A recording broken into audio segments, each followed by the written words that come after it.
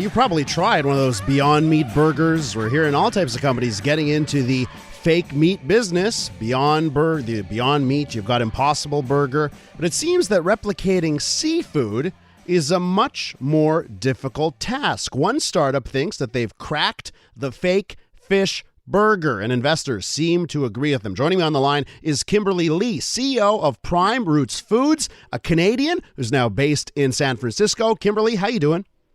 Hi, Les. Doing good. And it is fun to talk to you about this. So, Kimberly, how'd you get into this? How did Prime Roots get started, and what made you say, okay, we got to tackle the fish when it comes to the whole plant-based food business?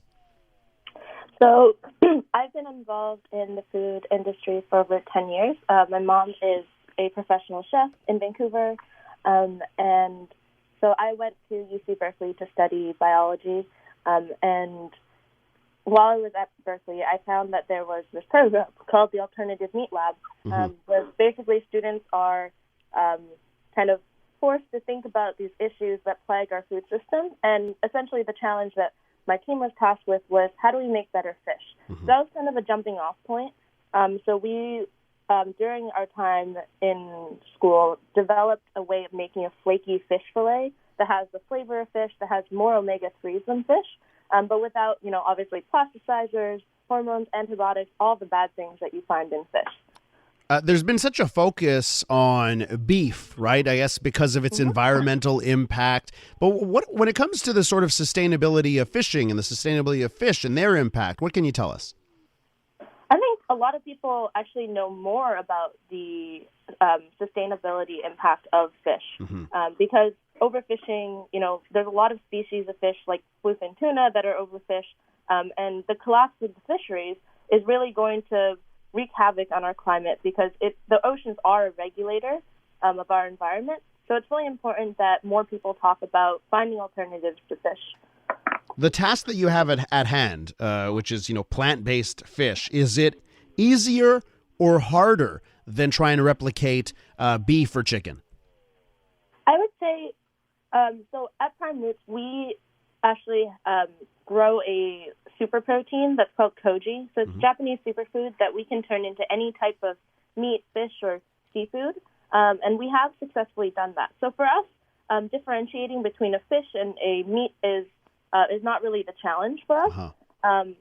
So unlike a lot of companies in our space where they're saying, like, how do I make cow or beef from peas? We're saying, like, we have this wonderful super protein that's, neutral tasting that we just have to layer on the natural flavors, and we also get natural texture. So it's a little bit different of a challenge for us.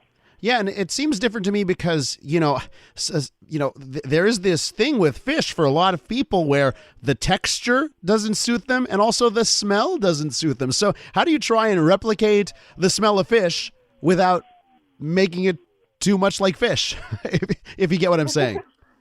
Yeah, so I spent some time in Taiwan where I went snorkeling and diving, and I saw, these beautiful fish. And then also I would, come up on shore after a long day, and I would eat the freshest fish that you could have ever eaten. And it's not fishy. And when a lot of people experience what good fish is like, they are instantly turned. So what we're doing is we're creating the best version of fish that everyone can viscerally enjoy. Because, why do we like meat? It's because it has protein, it has fat, it has a lot of the things that we crave. It also has umami. So what we're doing is we're replicating fish without all of the bad stuff. Speaking with Kimberly Lee, CEO of Prime Roots Foods. They're trying to tackle the challenge of plant-based fish. What's the progress, Kimberly, of your company when it comes to bringing to market? We're seeing so much success, by the way, by some of those other companies I mentioned. So where are you at in that development? So we're going to be hitting the market in the U.S. In the next few months, actually. So we're really close to getting to market. And then, of course, I'm Canadian, so Canada is dear and near to my heart, so we'll try to expand to Canada as soon as possible. How difficult is it once you get into the grocery store in getting in the right part of the grocery store, right? So some of these plant-based alternatives where they're not being stocked next to the meat, and some people say that's a disadvantage. So how big of a challenge is that for you? So We have identified that as a potential challenge, and so we're actually not going to the grocery store first. Uh-huh. We'll be selling directly to our community and to consumers, so people can either purchase online or interact with us where we are. Gotcha. And tell me about your products. What are the fish that you're trying to replicate here? You know, salmon, tuna, cod. What is it? So we've replicated salmon, tuna. We have crab, as well as lobster and shrimp. So those are the products we've made. We're not going to launch all of them. And actually, right now, we have a voting initiative on our website at primeroots.com where people can go on, find out more about what we're doing, see all the products we've made, and actually vote and help us decide which products to launch. What do you think your home run is? When you try everything, you're at work and you're testing stuff out. What have you said to yourself? Oh my goodness, I think we've got something here.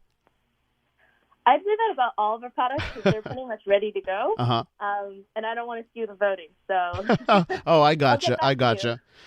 So let me ask you about that raw salmon, right? If you're trying to create a product that can replicate salmon, when you get that package, right? And I know you're going to restaurants first, but let's say you're going forward to a consumer, what is it gonna look like? Is it gonna look like a piece of salmon that we're used to in the grocery store? So I think at first we're going to be releasing more ground meat type products. Gotcha. So, for example, a salmon burger, a crab cake. We have made fillets, but that's something that's still in development, and we haven't scaled it up yet. So that's what we're currently working on. But I think something interesting with the salmon is we have the flavor of fish down to the point where we can actually make a salmon that's from the Atlantic versus one that's from the Pacific. Oh, wow. That's really interesting. Now, did that take, is that just scientists? You got food experts that are working at that? How does that get done? I think it's a combination of culinary ingenuity, as well as an understanding of, what is the breadth of different flavors that exist in the natural world. I got to ask you, we keep hearing about the money that's being poured into these types of businesses. Seems like investors are, reading the tea leaves, and they know that there's a lot of interest in this. So when it comes to investment, is it tough for you to get those investors, or are you beating them off with a broom? I think a lot of investors are interested in the space because they see that consumers are actively changing their eating habits to be more plant-based. And investors will go where the trends are. And this is a trend that's here to stay. And there's a lot of also money that's pouring in that is impact investment, because the impact that we have as an industry is so large. 20% of greenhouse gas emissions come from animal agriculture. And just making a dent on food in this way is a huge impact, not just for environmental health, but also human health. Kimberly, so I think investors are seeing that. Kimberly Lee, CEO of Prime Roots Foods. You said it was primeroots.com. Is that what it is? Yep. Wonderful, Kimberly. Listen, it's great to talk to a Canadian making it big in San Francisco. Look forward to seeing your products up here in Canada. Thanks a lot.